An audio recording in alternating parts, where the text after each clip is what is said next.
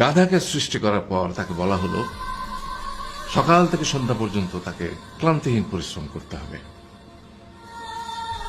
সারা জীবন তাকে পিঠে ভারী বোঝা বইতে হবে, খেতে পাবে শুধু ঘাস, আর তার মাথায় কোনো বুদ্ধি থাকবে না। তার আয়ু হবে 50 বছর। গাধা করজোড়ে সৃষ্টিকর্তাকে বলল, আমি এত বছর বাঁচতে চাই না, আমাকে 20 বছর আয়ু দেওয়া হোক। সৃষ্টিকর্তা সেটাই মঞ্জুর করলেন। কুকুরকে যখন সৃষ্টি করা হলো তখন তাকে বলা হলো যে সে হবে মানুষের সবচেয়ে বড় বন্ধু, কিন্তু সে খাবে মানুষের উচ্ছিষ্ট, এবং তার আয়ু হবে 30 বছর।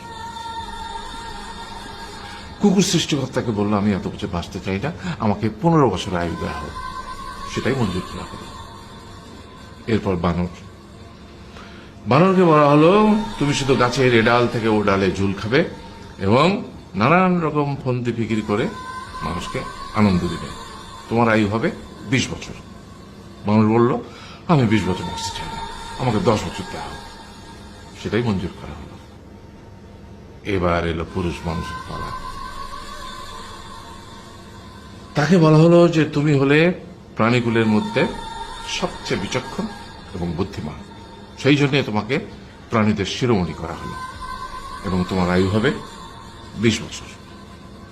তখন পুরুষ মানুষ বলল, করজোড়ে বলল সৃষ্টিকর্তাকে যে 20 বছর আয়ু অত্যন্ত কম, হে প্রভু, আমাকে ওই গাধার সে যে 30 বছর আয়ু চায়নি সেটা আমাকে দেয়া হোক, ওই যে কুকুর 15 বছর ফিরিয়ে দিয়েছিল সেটাও আমাকে দেয়া হোক, আর যে বানর 10 বছর নেয়নি সেটাও আমাকে দেয়া হোক।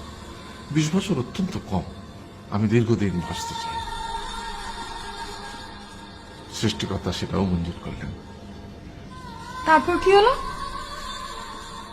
সেই থেকে ছেলেরা পুরুষ মানুষ হিসেবে বাঁচে 20 বছর, তারপরের 30 বছর সংসারের বোঝা পিঠে করে বয়ে বেড়ায়, সেটা কার মতো? গাধার মতো।